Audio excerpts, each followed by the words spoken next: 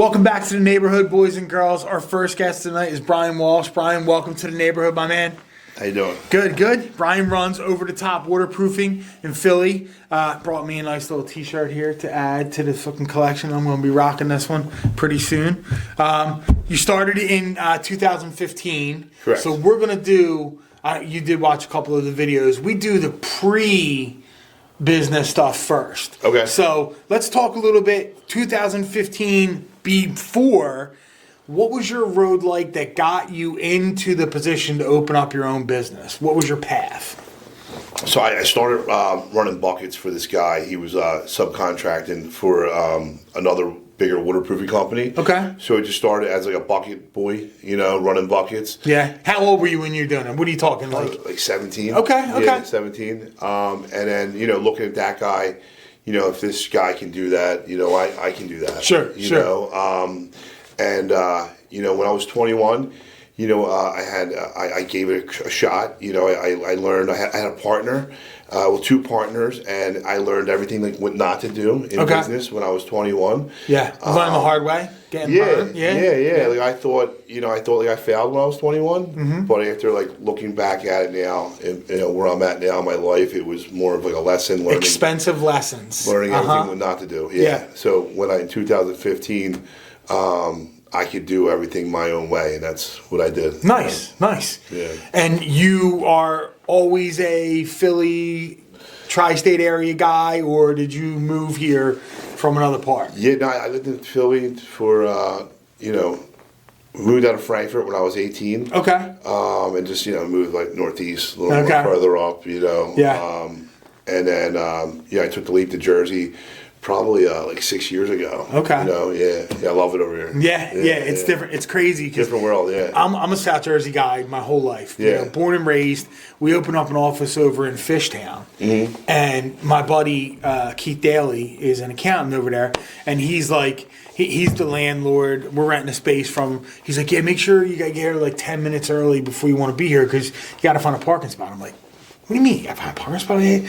I'm parking like 15 minutes away from the office. I'm driving around. I'm like, I don't know how people do this. I'm going to people's houses, and I got to literally take my phone with me, and then I got to go like the Google Maps to walk to find out where the hell their house is because I had to park 7 blocks away, figure out how to get there. I'm like, man, I don't know how people do it. Yeah. I don't know how people go over there. Yeah, Fishtown? Yeah. Yeah, South Philly too. Parking's horrible. Crazy. Yeah, permit parking, tickets. Yeah. You go to South Jersey, it's like, oh man, granted you're paying through the nose with your taxes, but I got 4 kids. I got 4 kids. Yeah. So that works out. With for sure. With the schools. Because if you're not, you got to pay 4 kids to go to private school. Catholic school. So it works out for sure. Yeah. So how did you decide that you wanted to open up your own business? Like, do you have a history of entrepreneurs in your family, or are you just kind of like stubborn and wanted to be your own boss and said, I can do this way better than other people? No history of entrepreneurs in my family. Okay. My mom, she was a nurse growing up at Frankfurt Hospital. She worked the night shift. But I knew I wanted another crack at, start my own company. Mm-hmm. And it was just like in my stomach, just like, always like talk, like in my head talking to me. Like I knew and it was kind of fear that held back, like when to do it, like when's the right time, So the waterproofing company that I was with, I was working in their marketing department at the time, a big company. And I just noticed I wasn't growing with them, know. And so I gave my 2-week notice, and I next day I went down and started the Over the Top Waterproofing. Nice. So. And what about your work ethic? That's one of the things that, like, talking to people now, I have a bunch of kids. My younger kids and their friends do not have the work ethic that I had. I had a business when I was 18 years old. My grandfather was the one that I looked at and watched him work 2 jobs and raise a bunch of kids. So who was in your life that gave you that work ethic where you're going to work a full-time job when you're 17 or you're going to do that? Who did you model after? I don't think I really never wanted to work. Okay. I just wanted the fluffy schedule and enjoy my life, But it was once I started setting goals for myself. And and tying everything to a goal, and like that's when I had to work, Okay. So it was the goals that drove me to work harder. Okay. So and recently you joined a professional group that I'm a part of, the Harvest. We've had a bunch of Harvest members on before. What part of your life and your development has come into, now let me expand this a little bit? You're in business for yourself. Now you're looking to do more things for yourself personally, your business. Like, how's that transformation going? So when I started the waterproof company, we had to work on the schedule. I had my Honda CRV. I had no trucks, no money. So I got into the union, to generate income. Wasn't just successful overnight. Sure. I had to generate income and slowly build it up. In the middle of that process of, going to the union, and then I set a goal to graduate, because high school I wasn't the role model student. But in the middle of that process, I started the Masonry Restoration Company, and looking at the union contractors, and that was the goal for that company. With the Masonry Restoration Company. So we have two companies: Over the Top Waterproof and Over the Top Masonry Restoration.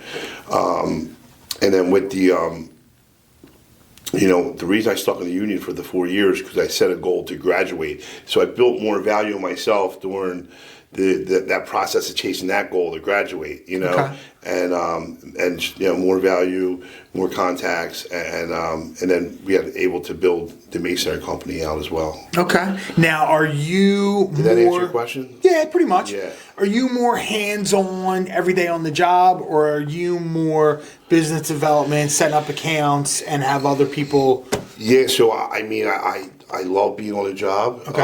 I don't pick up tools like I used to anymore. Mm-hmm. I'm more out, doing estimates all day, running the company,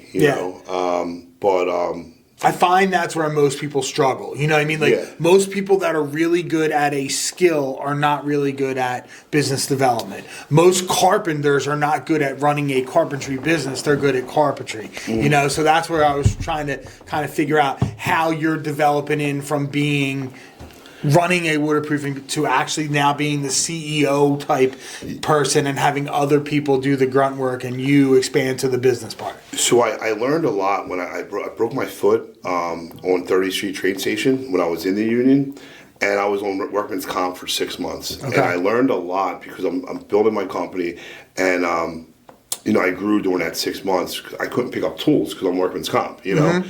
So I wasn't really that good with the tools anyway. So I always hired guys better than me. Yeah. And that's why the union was, being in the union during that time was so valuable to me at that time, because I learned so much and I grew so much. Okay. So, so I hired, all my guys are better than me. So that's it. It's strange to hear that, because most people are not confident enough to hire people that are better than them because they're threatened by that. Most times you hire people that are, or you hear from people, you hire people that are just underneath your skill set. So you have that, like, the under your thumb kind of thing, so it's different to hear that outlook on somebody that says hire somebody better than me, because you're not threatened by them. You're the business owner and you want them to be better than you. It's pretty interesting. We all know a role, and then, but same thing like a lot of them, they couldn't go, and do my day to day. Sure. You know what I mean? So until they threw themselves out there and actually tried it and got comfortable doing it.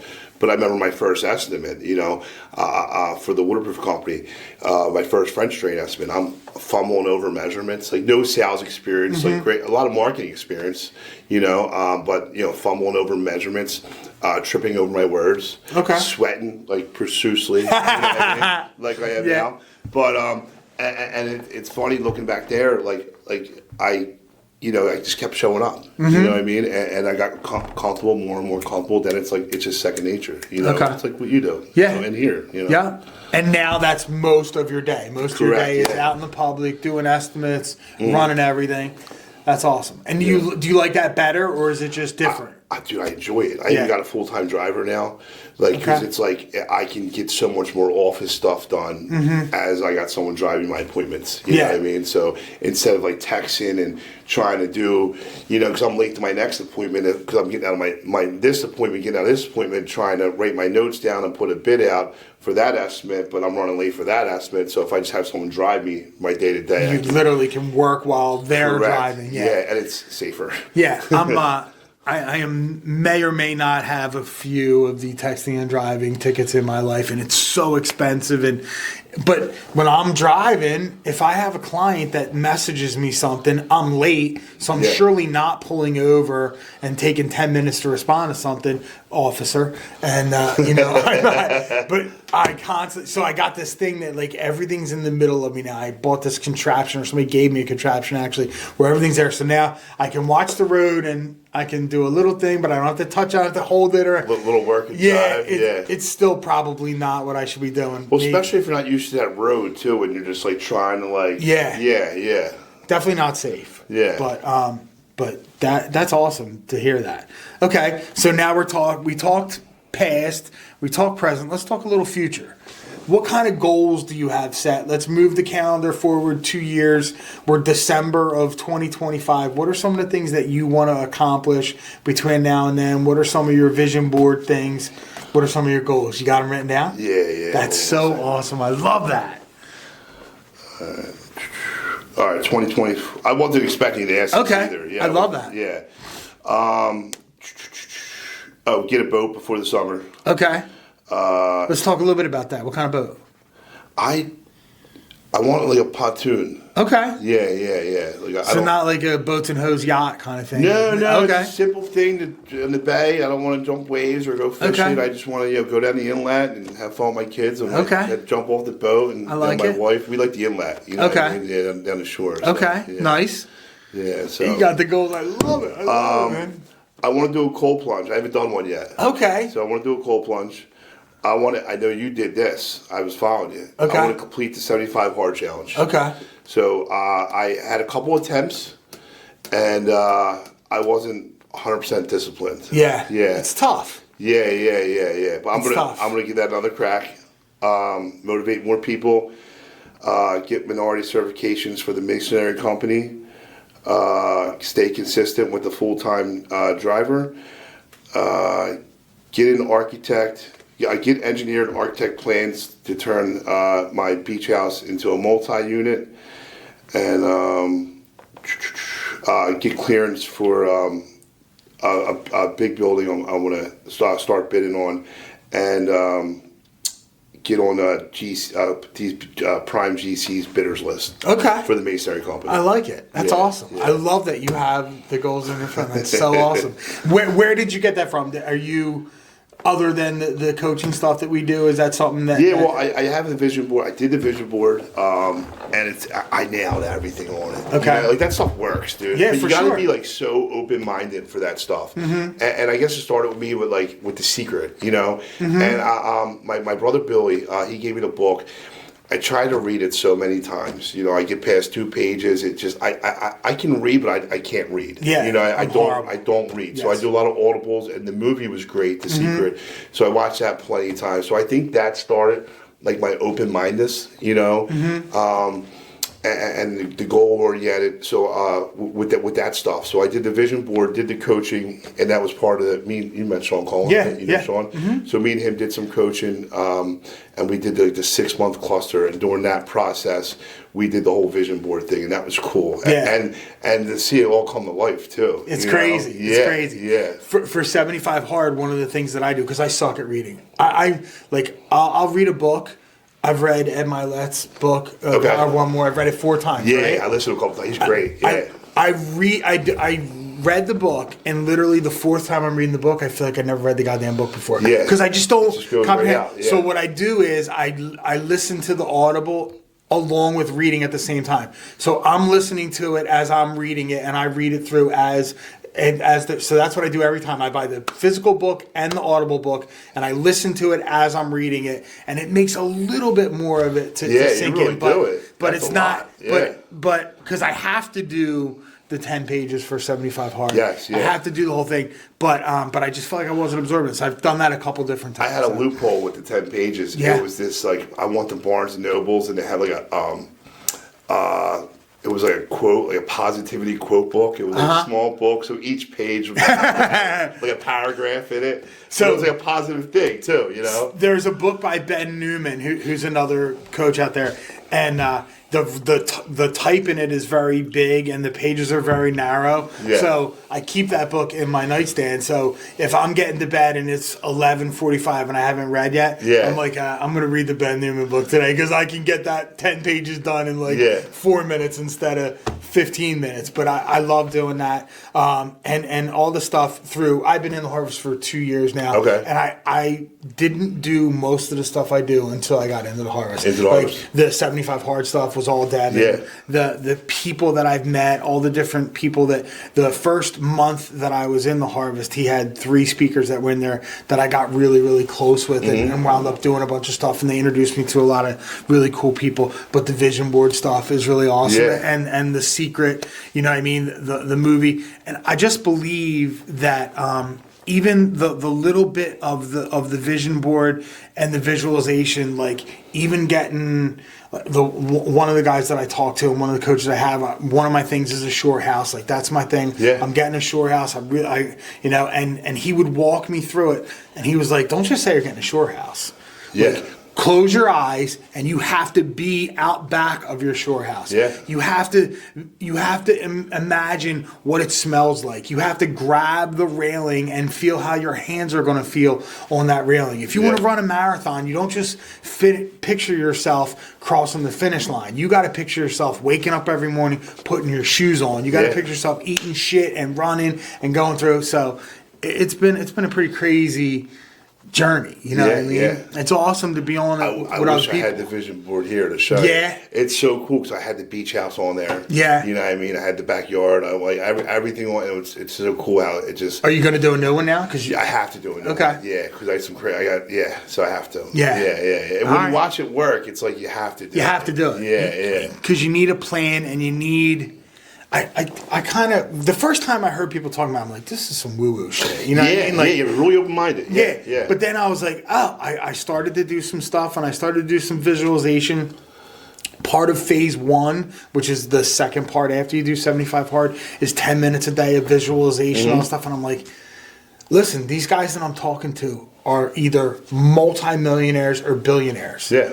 And that's what they're doing. So shut the fuck up and do it. You know what I mean? Like, that's the way it worked for me. Anyway, if I see someone that has what I want, I got to model what they're going to do, or else I got to not be okay with getting, or I got to be okay with not getting what they're getting. You know? Yeah. And you were saying about the Devin and the Harvest Group.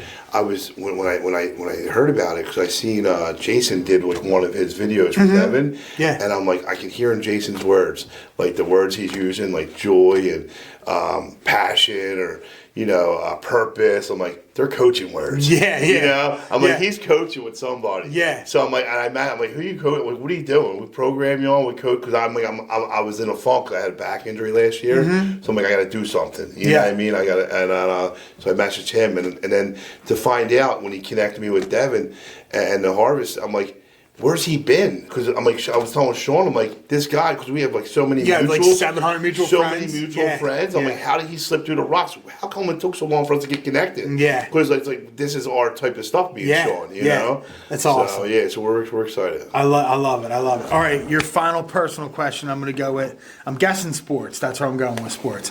So you can go to any sporting event that ever happened throughout the history of sports.